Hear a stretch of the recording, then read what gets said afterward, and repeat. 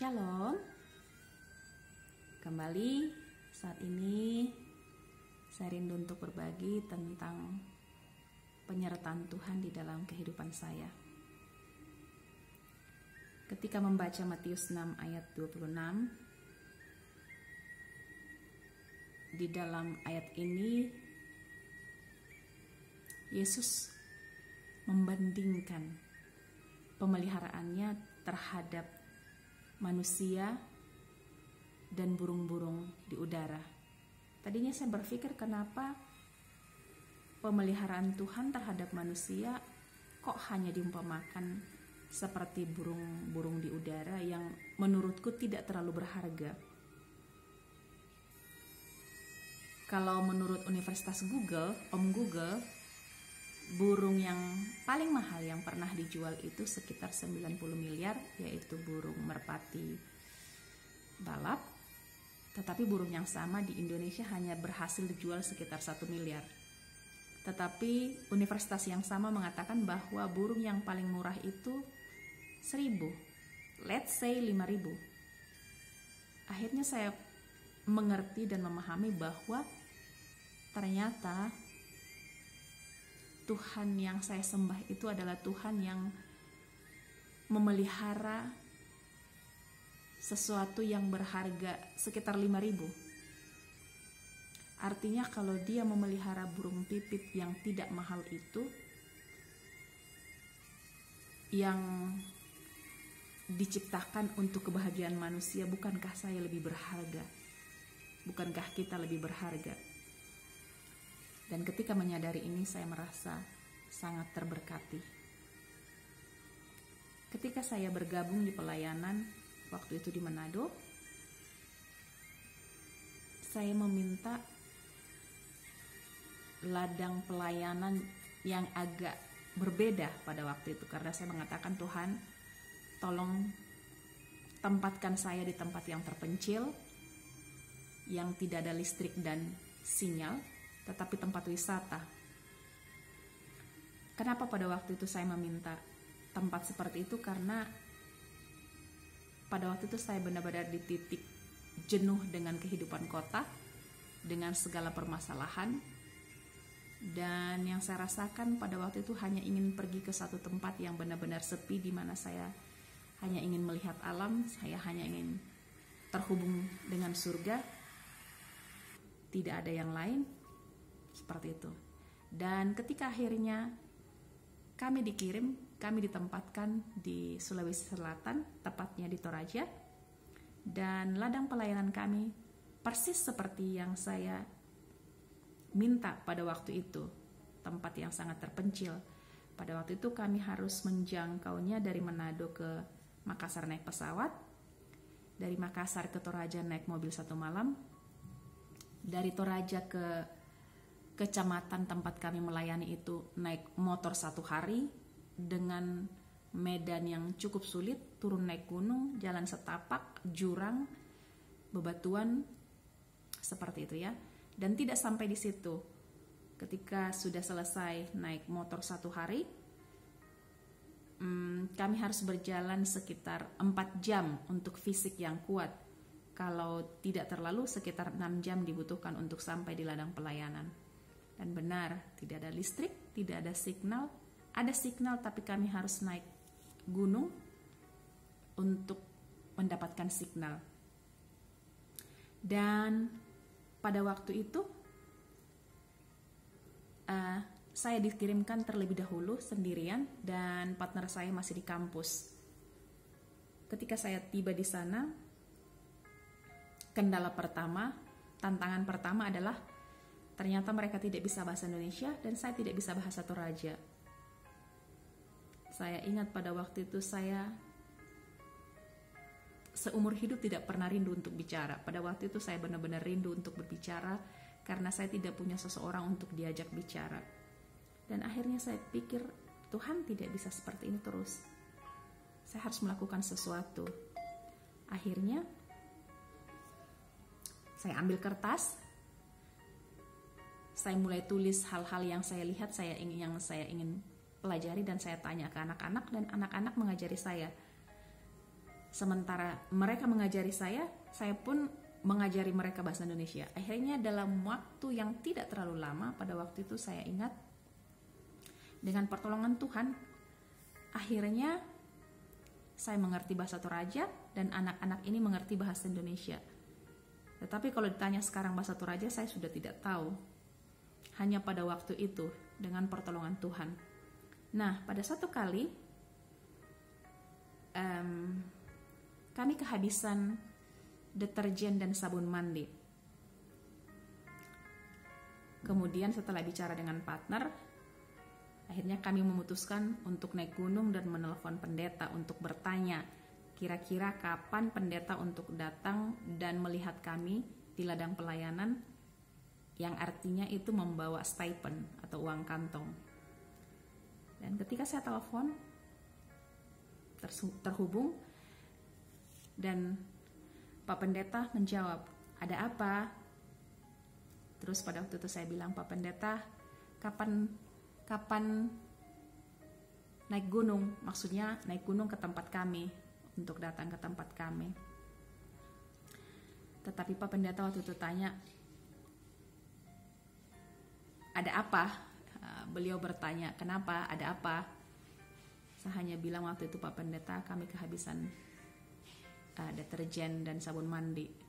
Dan dengan sedikit berkelakar Pak Pendeta bilang, "Banyak burung gagak." Ketika itu saya merasa, burung gagak? Emangnya mungkin ya burung gagak bawa sabun mandi dan deterjen? Itu yang saya pikirkan pada waktu itu. Gantinya saya mendoakan, saya malah kayak bersungut gitu ya. Saya merasa terlalu sepele mendoakan sabun mandi dan deterjen. Sambil bersungut, saya dan partner turun ke bawah dan pulang ke rumah. Pada waktu itu hari Minggu, dan pasar di sana itu adalah hari Senin. Ketika Senin sore, kami sedang di rumah, tiba-tiba ada yang ketuk pintu. Lalu saya buka pintu dan seorang bapak datang dan memberikan sebuah bingkisan plastik warna hitam. Dia memberikan kepada saya dan saya bertanya, "Ini apa?" Bapak itu hanya tersenyum dan pergi. Dan ketika saya buka, ternyata di dalamnya deterjen dan sabun mandi. Sebelum itu, bapak ini memang suka memberi, tetapi tidak pernah sabun ataupun deterjen. Yang selalu diberikan biasanya beras atau ikan asin atau sayur atau cabai. Setelah itu pun, setelah kejadian itu tidak pernah lagi bapak itu memberikan hal yang sama. Dan sebenarnya mereka pun di sana belum tentu mandi menggunakan sabun mandi. Itulah makanya disebutkan sebenarnya burung gagak ketika melakukan sesuatu hal-hal yang tidak mungkin. Tetapi bagi Tuhan tidak ada yang tidak mungkin. Jangan menganggap sesuatu terlalu kecil atau sepele untuk didoakan. Tetapi gantinya setiap kebutuhan, setiap keinginan bawalah di dalam doa.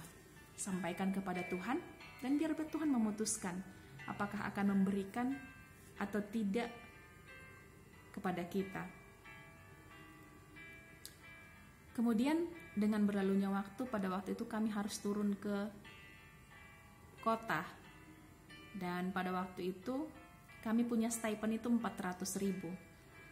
Kalau kami naik motor itu, naik ojek untuk turun ke bawah itu, pada waktu itu 250 kalau tidak salah sekali jalan. Artinya pulang pergi 500. Sementara stipend kami pun pada waktu itu 400. Tetapi kami memutuskan untuk turun ke bawah karena kami harus mengirimkan laporan ke kampus. Dan ketika kami memutuskan untuk turun ke bawah, ke kota, karena tidak punya uang, kami akhirnya berjalan kaki. Dan karena saya dan partner adalah perempuan, kami mengajak anak-anak yang ada di situ untuk menemani kami ke kota.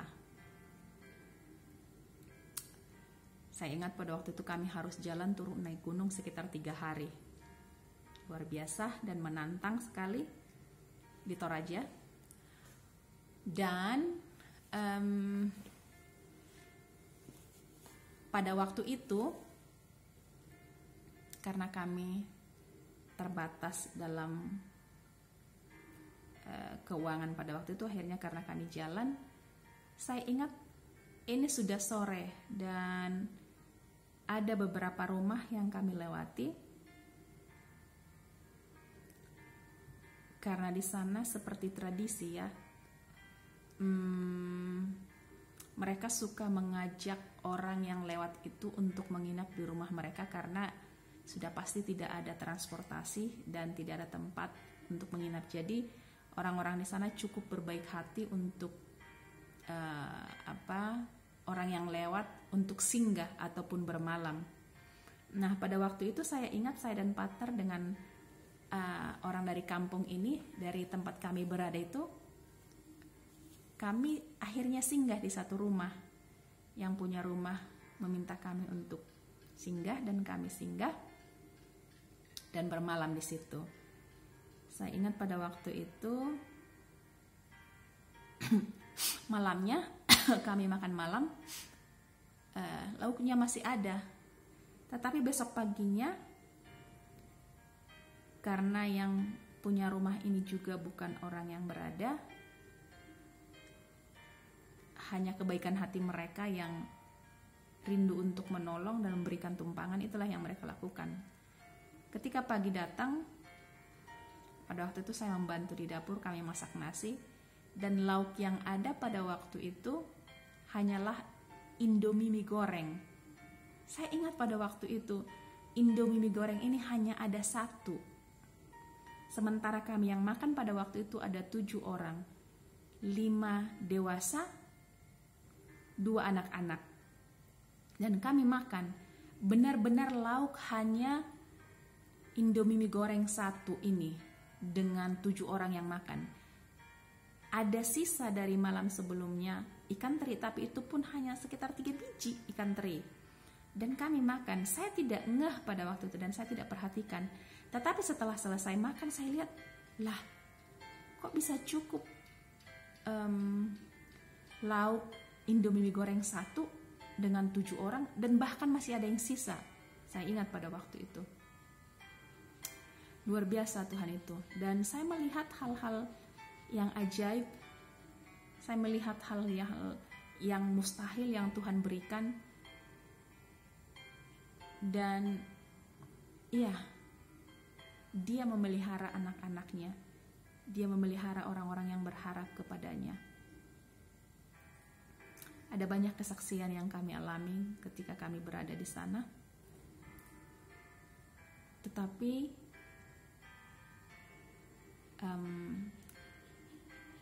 ketika mengingat ini kembali, saya merasa dikuatkan. Saya merasa bahwa Tuhan itu peduli.